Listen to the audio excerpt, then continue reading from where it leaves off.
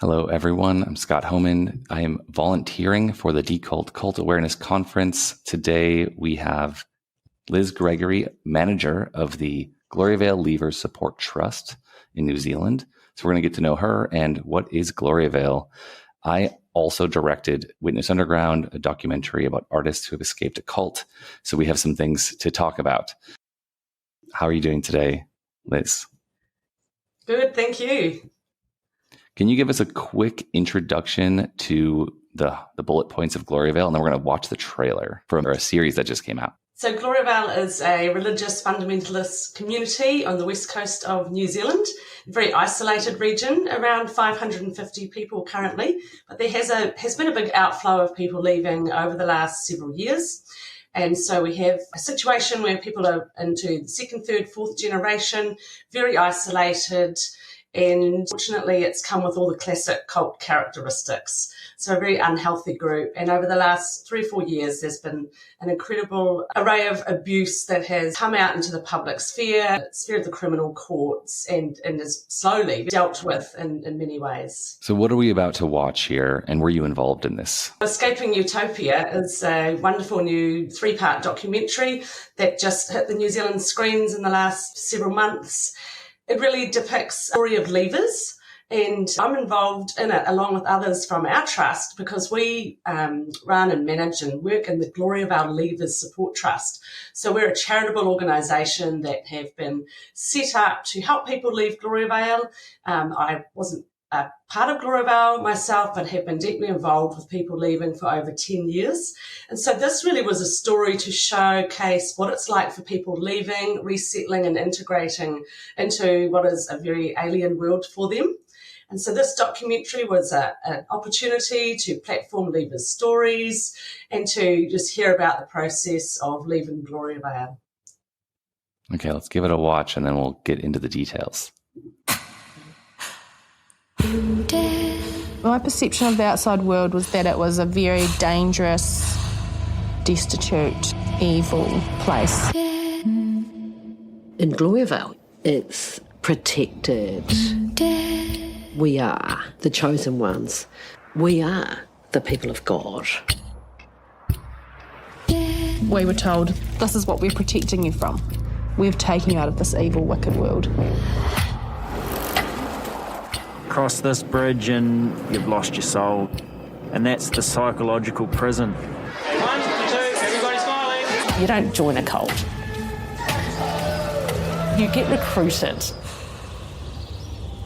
You have to see the New Zealand west coast to believe it. Dense bush, steep mountains. No one for bloody miles. Right,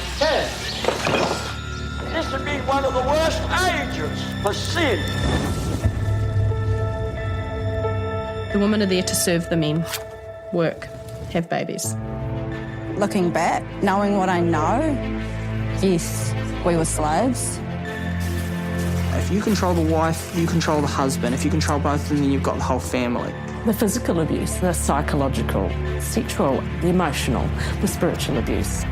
I don't want those sort of things happening to my kids. She's not safe here. I've watched the trailer. This is the opportunity in history to get it right. I've got a package here. It's got a phone. Stay safe. There we go. Let's go. You've got to go down fighting. You don't have a family anymore! These are people coming out like refugees. All this abuse, there's just so much of it makes me feel sick. Hide the camera now. If no one does anything, these people aren't ever going to get free. Remember those kids and go and do the right thing.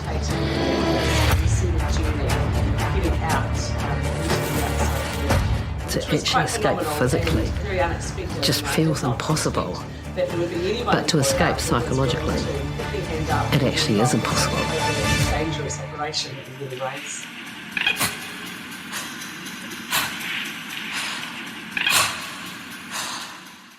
Was that you in the trailer? Yes, that is me. The movie crew come out across an 18-month period, just assemble and come to the various locations. We're on the East Coast, and then we would meet them on the West Coast. And you realise during the story that we've got people who are currently living in Gloriavale participating in this, and you see their journey heading out into the outside world, which was quite phenomenal and very unexpected. And I did not expect that there would be anyone in Gloriavale who was willing to put their hand up and be involved in such a covert and dangerous operation in many ways. Yeah, were there risks? I mean, they present like Handmaid's Tale. It's a very popular series. I don't know if you've seen Handmaid's Tale, but yeah, have you?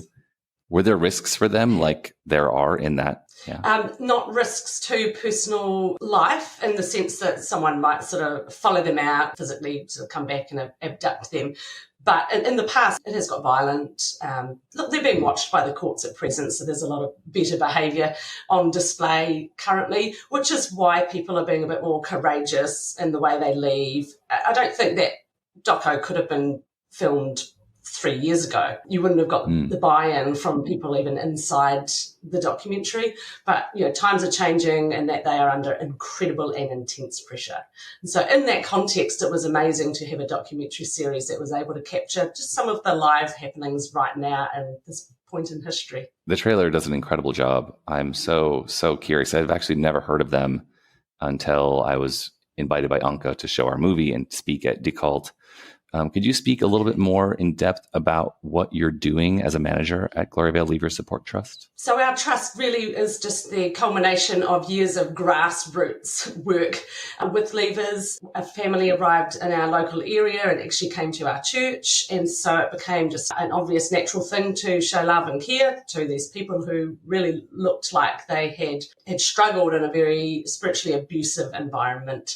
And so after a number of years, and the network just grew bigger and bigger. People kept leaving and landing in our area and other areas. And it was obvious there was a need for help. They're not coming out with the resources that you or I have. They might have, on average, I think their birth rate was up around 10 children each. Wow. So we're talking big families. There's been financial exploitation. People are coming out with very few resources. They might come with some bedding.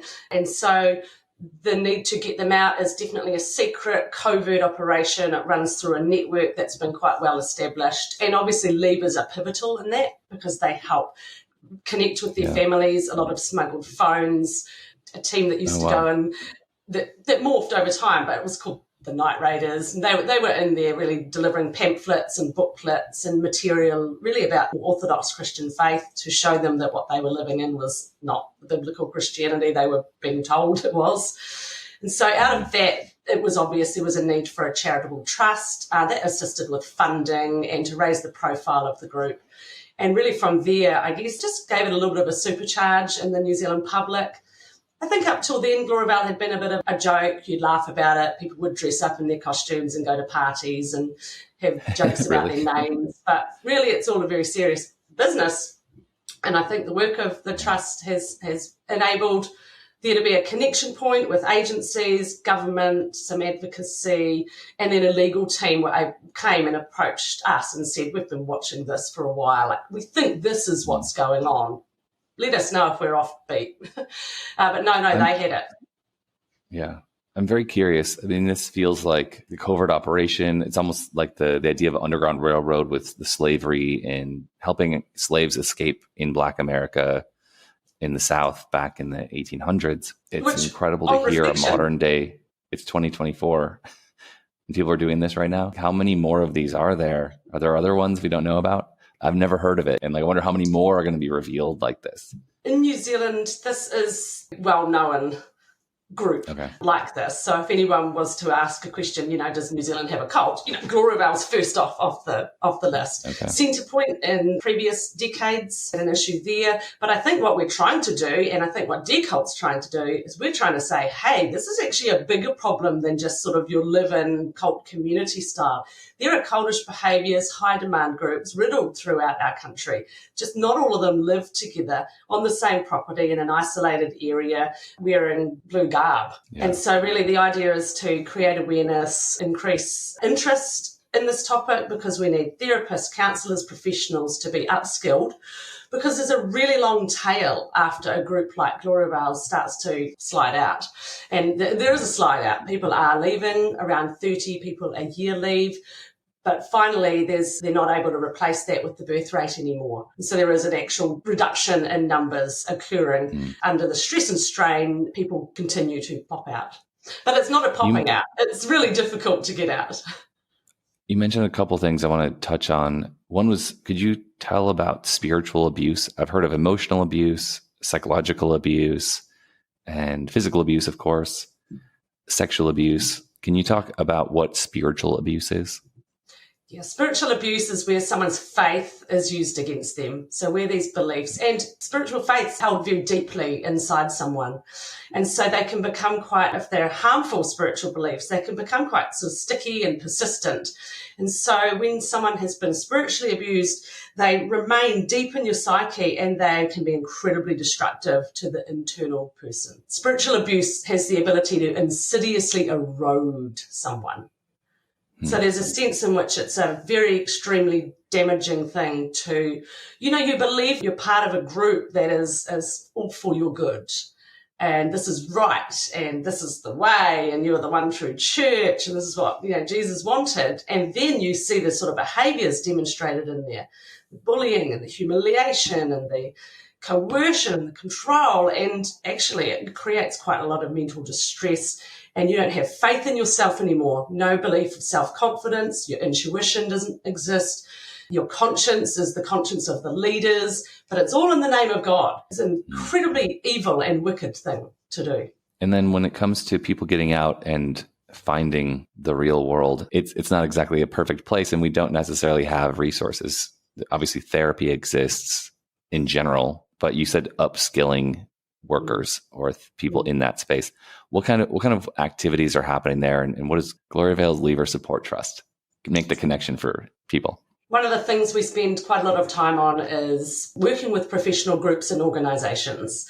So just recently we've lots of seminars and had great numbers at them. One was particularly focused for counsellors, therapists, psychologists, and those working in that sphere to help them understand what they're looking at. They've got fantastic skills once they know if they're working with someone with, say, anxiety. There's a lot of tools in the toolkit. But when you're looking at someone who's come out of a cult, often the therapist can't pick what the issues are. The issues are the damage done to the person inside the group and the cult. It's the complex PTSD issues that come and display over time. And so we've just had another seminar yesterday, 75 people over on the West Coast, right in the region of Gloriavale. And we're saying you guys need to be recognising the role you have and the opportunity you have to build people up. And if you have a way to do that before they even leave Gloriavale, you need to start cultivating those relationships now. There's 20 or 30 years of work to be done in this sphere. Wow. So we run training sessions. We invite leavers to come along and participate on the panel, giving examples. They're incredibly well received and really very important training sessions. It's incredibly important work.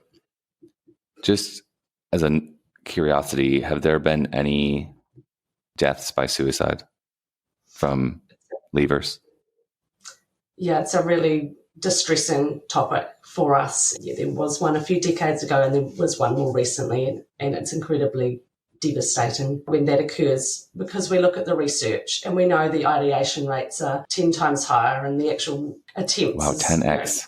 10 times higher, and it's too much and it's expected and it's a burden we carry, knowing that actually the work we do is life and death in many ways.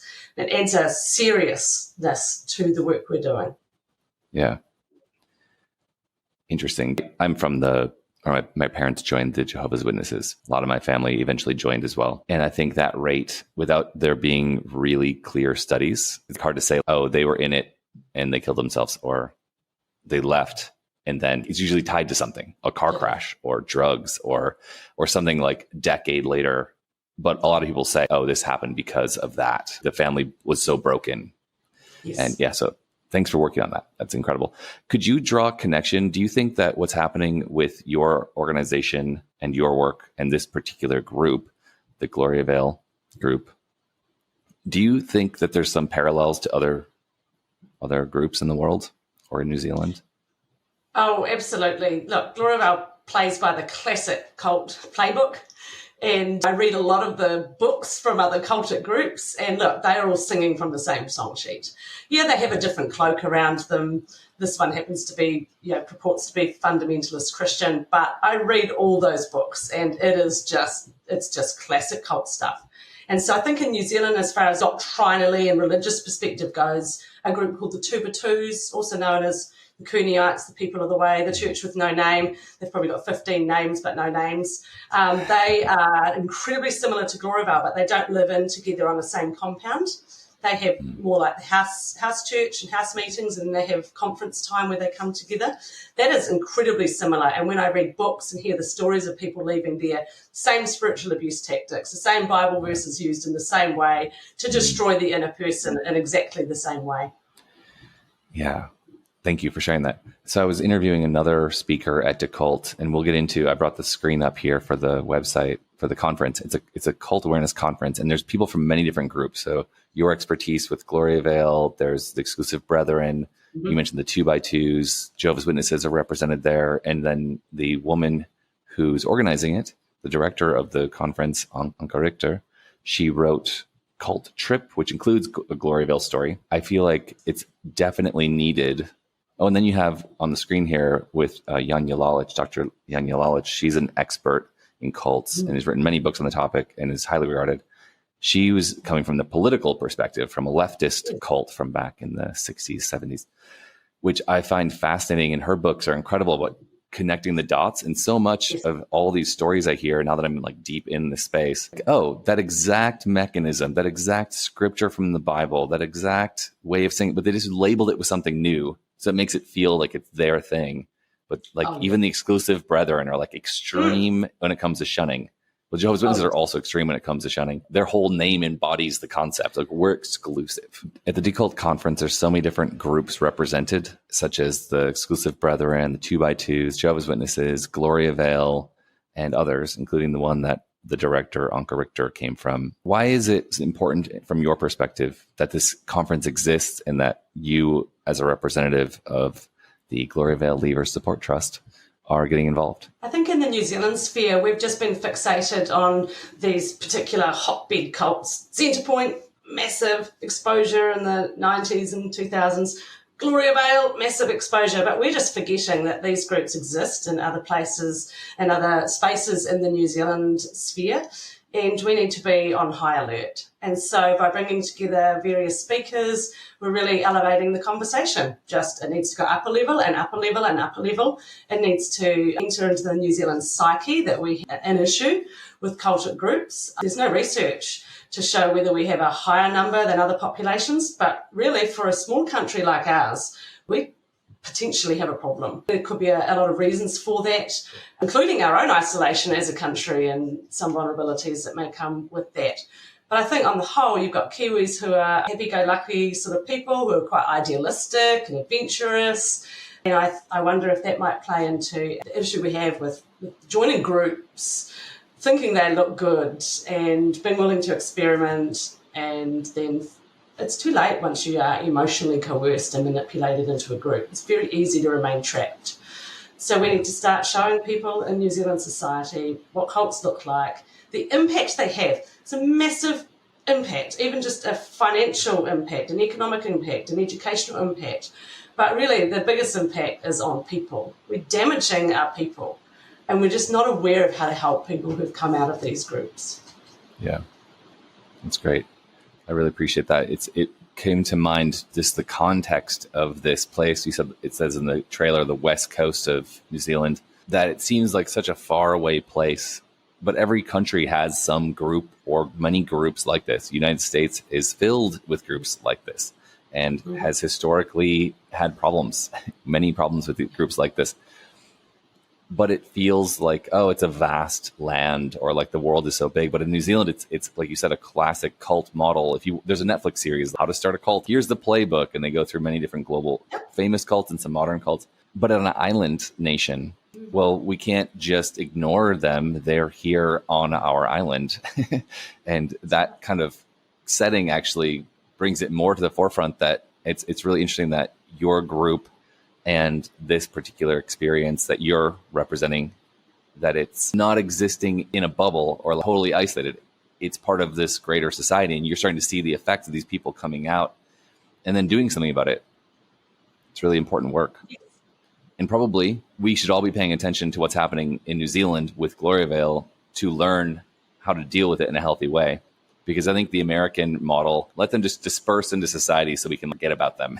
We don't want to deal with this problem. There are no social services that I'm aware of. Yeah, we hoped deliberately when we set up the trust that it could become a blueprint for other groups. And we're starting to see that being replicated, or at least we're encouraging some other groups and people who come to us. And we say, you too can have a support group, and we're willing to pass on anything we've learned. Because I think it is a call to action out there. If you're interested in learning about this, you can reach out to Gloriavale Leavers Support Trust to get knowledge, to learn how to do this. That's right. Yeah, I think it's an important part of the work we do. So we've definitely got a very specific calling. It's to help those who have left Gloriavale and their supporters, to give them the tools they need to be the best supporters. But it's definitely more than that. There's always been an interest in making sure that whatever gets set up, it can be replicated for other groups, other high demand groups. Amazing. Could you then describe what you'll be doing at Decult Cult Awareness Conference and why it's important for you to present there? So I'll be presenting at the conference around the blueprint of a support group and a support network, and the idea is really to encourage others that if you can come together in a really great collaborative way, make use of a local support network, you actually can raise this conversation a lot higher. MPs, politicians, government agencies, lawyers, all sorts of other people take more notice of you if you can increase the profile of the work you're doing, and that has created change at Gloriavale. The kind of change we're talking about is everything has been illuminated. A lot of criminal cases have come out and spilled out onto the floor and couldn't be ignored anymore. People have found their voices and are starting to speak up, and then they're finding their wings and they're just flying. And this is something that you don't often see with someone who's left a cult. They can be incredibly broken. They can remain that way, but they don't need to. So we want to cultivate hope and show people that there is a way forward for people coming out of these groups. So for us, presenting that is a real privilege, and I'll be participating on the Gloriavale panel as well. Yeah, it's really unusual that I never grew up in Gloriavale. However, I think that has its strengths and its weaknesses, and I guess one of the strengths is I've been able to sit with some of the skills that I've developed my years. I was a school teacher and then we ran a business. I always loved people, and I come into this with some of those privileges, and I can share love in our hearts with other people. There might be something to that I see a lot of former members of different groups do activism, and my channel is one of those. But at some point, there's limits to that, and there's this where the person, including myself, have to do self-care. It's not really healthy to always be in that topic. No. And someone on the outside, and there's another presenter who has a podcast, never was a part of any cultic group, Sarah Steele, who also, it's similar to you. She's looking in at this topic and then doing interviews. It's an award-winning podcast. And it's an interesting thing to see, because the trick isn't, hey, you used to be a part of my group. Look I'm talking about my group. It doesn't really help get the message out there. But you have someone on the outside who's like, hey, this group needs help. It's got problems. Let me present it to the rest of the human population in a way that's palatable and interesting and is hitting all the right points. Whereas someone who was actually traumatized by the experience can get lost in that space, possibly. And I see that happening. Or use the cult language. What did the cult leader say yesterday? And to them, that's news. 1 in 1,000 people are affected by some group like this. Someone like you, who's part of the 999, can discuss it in a way that reaches those 999 people. Yeah, we've chosen to be in this position, doing this particular work. Someone who's come out of a cult group and even born in one, and there was no choice for them. And so in many ways, it's something we've chosen to do. So there are burdens that you bear because you are dealing with material that's very disturbing every day. We say Gloriavale is the gift that just keeps on giving. It's a much more extreme group when it's actually living on a cult compound in the middle of nowhere and not really understanding how the real world works. Because if you look in the trailer, what struck me, there's so many things that struck me, but the newspaper, like you could read the newspaper, but the images and some text is not just redacted, it's cut out. We are withholding information from you. Of course. And what's really interesting is that the New Zealand government have just decided that Gloriavale can have an expansion of the cell phone network. And so there's a cell phone tower just going in right there. It should be ready 2024. Like just around the corner is cell phone reception for everybody in there. A form of activism by the cell phone company? There was some pressure. There was some pressure for safety reasons to get that in there, and I'm sure there was some resistance to it going in. It's okay, there'll be a grey phone smuggling network starting up very soon, which we've always done, but they've had difficulty because it's been very poor cell phone reception and not everyone was allowed on the internet. So it's all the same privileges and hierarchy issues. Yeah. Just to give some relationship to the Jehovah's Witnesses who are like so global, and they might look like a normal person on the outside. We didn't grow up wearing bonnets and special handmade clothes. We didn't have a Handmaid's Tale appearance, but I'm not sure what's worse, to redact a newspaper and actually cut holes with a razor blade of information that would be to keep them in the dark, or thought control and self-policing, which is thought manipulation where, the internet is scary or social media is evil, which is what they used to teach. Now they're basically an internet only cult. The thought control is, some information isn't good for you, so don't do it. And if you do, you're following Satan's example. He's testing you. And it's not just a test. It's like he's tricking you if you read it. You'll be deceived and lured away by the world. And look, the same techniques that get used in the Jehovah's Witnesses are used in Gloriavale and in all these cult groups, because that's the key. It's the restriction of information. It's the control over every element of your life. But the self-policing one is absolutely key. And you turn on yourself. When you start self-policing, you've actually given into the indoctrination of the group at that point, and you've internalized it, and you actually believe that you want this too. This is the right thing. Now it's your identity. It's not only self-policing. You can do two things. You self-police, and that involves self-abuse actually, or you can police everybody else. The monitoring, the judgment, the criticism. Both of those are so destructive to the person. What I found, and I see this in general society too, and this is the interesting piece of this, is once you grow up, you live and breathe that, then you see it in other parts of society. You see it in your workplace. You see it in the city council, wherever you live, and the neighborhood bake sale or whatever. That thing where you decide to be critical of someone else, that's self-serving, because that pushes someone down, but it elevates you to a position of power. And people might actually step on others to get to that position of power. I saw that every day. That was some crazy form of bullying. And it's like, your sideburns are too long, or I don't like how much skin is showing. That sweater might be a little too tight as a developing woman. Like, so many manipulative and disgusting things. It's exhausting. Yeah, and there's always, never be good enough. Always that, because there's always a hierarchy in a cult. There's always enough. And when you talk to people who have left, they'll talk about their lives. They will always tell you where their family was in the group, and how they managed to get up a bit, and they married this person who was up here, and so they see themselves in a hierarchy. But guess who never sees themselves or talks about their experience in that way? The guys at the top. They ignore that it even exists. What? No, we're all the same here. We all get treated the same. They can't even see it, like, in all honesty. They can't see it. Yeah. Some part of me wants to think that there's some evil, dark conspiracy that they actually know what they're doing. But at the same time, from my experience, I think they just believe it, and they're kind of ignorant of how the real world works. Yeah, I think, but those who have the Machiavellian traits and dark personality traits, theirs is far more calculating. Like, even the use of like flattery and charm is far more than just your narcissist. And I think that they know, but they intuitively know. It's a toxic combination of those dark traits, isn't it? What's crazy to me is that I've been working on this and doing interviews in this space, and I did a whole documentary on it. And the more I look into it, the more complex it is. And I feel like no one understands it. And it's only going to become a bigger problem. And then I see like spirituality groups popping up all over the place, and everyone's getting in on this thing. And it's like, have you heard of this one? You have to try that. You have to try that.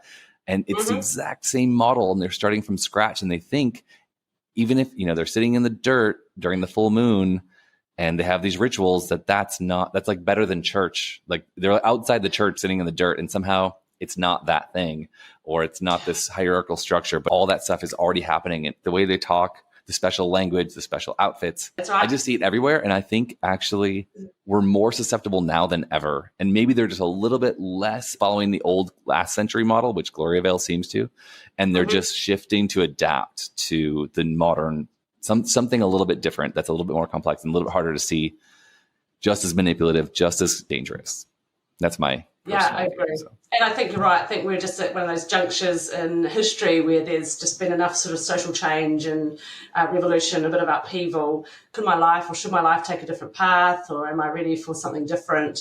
You've got a really nice, naive country here in New Zealand. Trust in government and agencies. I think in the last few years post-COVID, there's been an erosion of that. However, what you get with that is just a sense I'm not sure if I can trust what's going on. This group looks like it's got all the answers to life's complex questions. It fills a need I have. I've been isolated. People inherently want community. They want connection. They want genuinely. And so they're genuinely lovely people searching. And I'd like to emphasise in our training sessions, we're not looking to criticise particular beliefs. You can think that religion down the road is completely crazy, wrong. It doesn't make it a cult. It's not necessarily those beliefs. However, cults will take the doctrines and beliefs and use them against you. And so the spiritual beliefs there is a discussion that needs to be had around religious groups that hold doctrines, that hold people in entrapment and enslavement.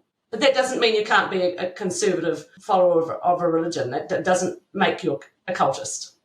We need to just have these distinctions. This and more will be presented at Decult Cult Awareness Conference. I'm so happy to learn from the blueprint you're going to be presenting, and I'm excited for people to check that out in person, but also there's a live stream happening for the Decult Cult Awareness Conference. Is there any last words that you would like people to know about Decult or your work? I guess something we're trying to raise awareness of is that a cult issue is an issue for everybody. And there will be someone in your sphere of life who has come out of a high demand, high cost group that has really destroyed their inner being. And you can be just the average person, your average population, your average member can be the person that saves them. Everyone just needs 2 or 3 very good friends who track with them through the ups and downs of coming out of a group. And for professionals, you have a good responsibility here to deliberately educate yourself, increase your awareness so that for the times where you do come across an ex-cultist, you are able to help them. So that's our heart's desire, is that this becomes more of an issue that there's global awareness on, a little like domestic violence with women. Yeah, that's been raised in our psyche. That's come to the fore in New Zealand context. We understand that better. We need to understand cults better, cult survivors and what their needs are. Thank you so much for coming on the Decult Witness Underground takeover. Looking forward to meeting you in person. Thank you for volunteering and doing your work. I haven't watched your project yet because I'm going to go along on the movie night. I want to see it on the big screen. So I've held off doing a private viewing first. I'm personally really interested. I had a lot of Jehovah's Witnesses friends when I was a kid at school. And then I employed a Jehovah's Witness lady in one of my local businesses. And I still keep in contact with her, and I look at her and I know there's all those classic signs of perfectionism, anxiety, depression, and I just know that she has an internal struggle. But it's always a happy face and cheery this, but I can see through all that now. Yeah, once you see the signs. Now I have to edit this and use my perfectionism because it's my my filmmaking skill set. There are uses for perfectionism in the world if you happen to have that after leaving a cult. Yeah, it's so interesting to watch that one play itself out. It's just being afraid of making mistakes because there was judgment and criticism for making one. And it's just learning that actually we're all a bit more relaxed than that. Yeah, good for you. Well, I look forward to it. Yeah. Thank you. Yeah, thank you so much. Well, everyone check out Liz Gregory and the link in the description for Gloriavale Leavers Support Group, and check out decult.net. They also are running a crowdfund right now for a short documentary that will actually capture the essence of the Decult event this year. So give them a shout, check out their website, and support them if you can. Thank you.